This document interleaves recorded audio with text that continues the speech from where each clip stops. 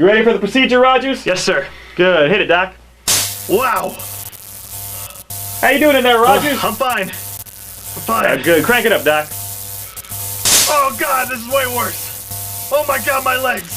He can't handle it. Turn it off, Doc. No, Kid's gonna... I can do it. I can take this. I can do it. All right, you heard him. Let's go to level 5, Doc. You know, I think I'm good, yeah.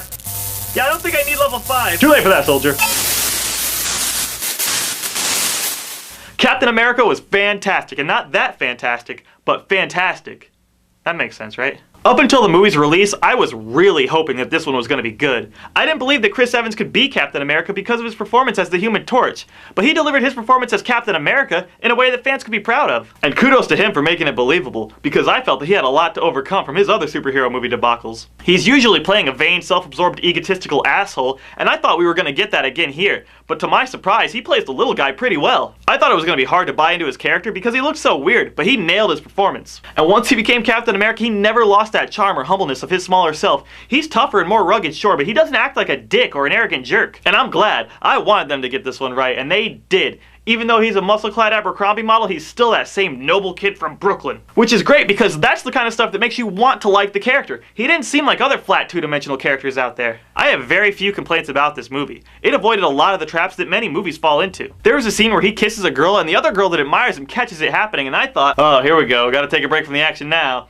Slow down the fun bus. But it did nothing to impede the movie. She catches them kissing, they talk about it right there, she lays a couple bullets into him, and they move on. There was none of this, oh, let's explore this character and her feelings towards him, and let's see what he wants to do to get her to really like him. No, the movie says forget that nonsense, let's keep it moving. This movie knows what it wants to be. It's not trying to balance between a superhero movie and a romantic comedy. They knew what the audience wanted, and this movie delivers it. It even has some funny moments without trying to cram jokes down our throats. Was this one of the best action movies of the year? I say yes. The cinematography was great, it looked gritty at times, but it still kept it light for the younger audience, and it meshes with real life and fantasy better than most, right down to the costume. Look at this. If Captain America were a real soldier, this is probably pretty close to what he'd wear. It's fantasy, but it's feasible fantasy. However, I have a couple of nitpicks, and like I said before, that small Rogers was kind of hard to take in, and that deep voice coming out of such a small person was a little less convincing. And there was a scene where he snuck into the Red Skull's base and nobody saw him.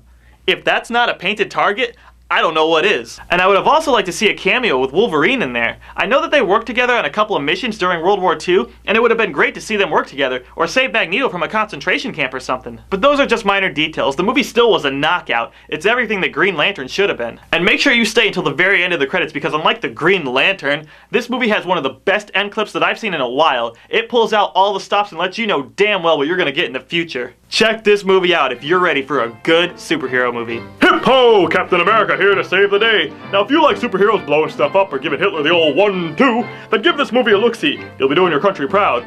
You don't hate America, do ya? At any rate, visit your local cinema and throw that shiny nickel towards Captain America. It's like giving Uncle Sam a high five. Now stay sharp and drink your Ovaltine. Shield throw!